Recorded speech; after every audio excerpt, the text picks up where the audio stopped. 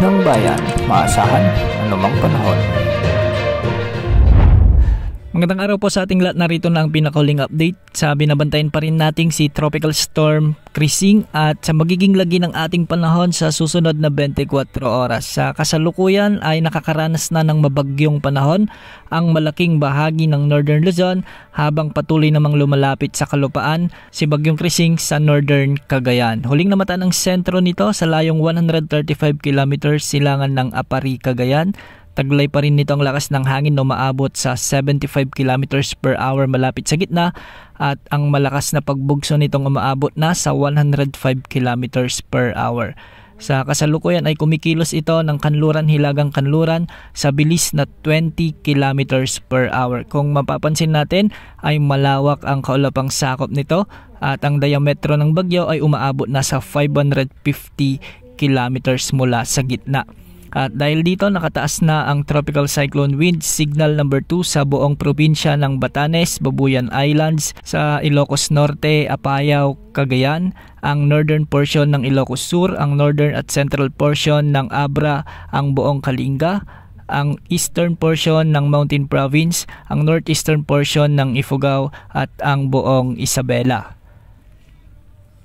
Samantala nakataas pa rin ang Tropical Cyclone Wind Signal number 1 sa nalalabing bahagi ng Ilocos Sur, nalalabing bahagi ng Abra, nalalabing bahagi ng Mountain Province, nalalabing bahagi ng Ifugao, La Union, ang northern at western portion ng Pangasinan sa may Benguet, Nueva Vizcaya, Quirino, ang northern at central portion ng Aurora, ang northern portion ng Nueva Ecija. Base naman sa latest forecast track ng Pag-asa ay posibleng maglandfall na ito sa mga susunod na oras ngayong gabi si Bagyong Krising sa northern tip o northern portion ng mainland Cagayan at patuloy nitong lalakbayin o kikilusin ang mga isla ng Babuyan bago ito makatawid sa kalupaan ng extreme Northern Luzon. Posible itong mag-exit sa ating area of responsibility sa araw ng Sabado ng hapon. Inaasahang lalakas pa ito bilang severe tropical storm habang nasa karagatan naman malapit sa China. At sa mga oras nga na ito, nakakaranas na ng mabagyong panahon.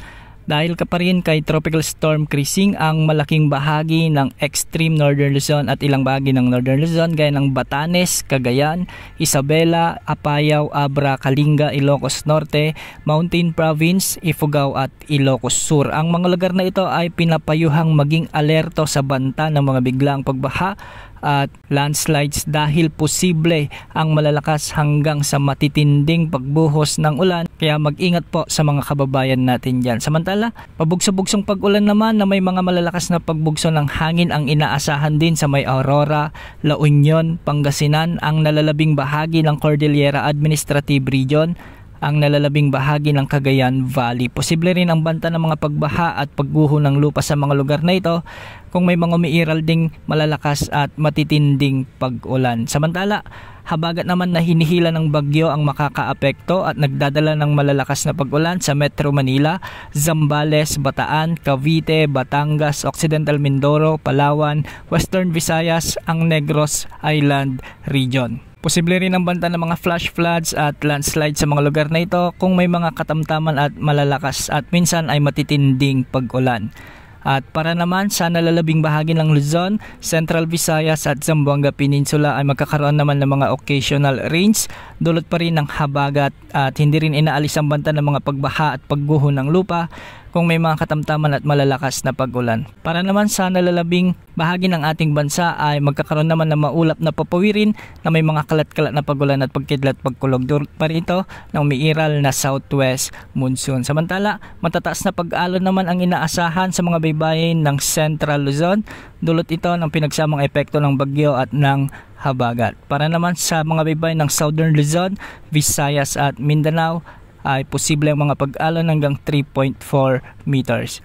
May nakataas na gale warning ngayon sa extreme Northern Luzon dahil nga sa epekto ng bagyong si Krising. Antabayan na ng mga susunod na updates ukol kay bagyong Krising dahil posibleng may kasunod pa ito sa mga susunod na araw at posibleng pangalanan ito bilang bagyong Dante. Yan muna ang lagay ng panahon sa mga oras na ito. Ito po ang weather update ng bayan, maasahan anumang panahon.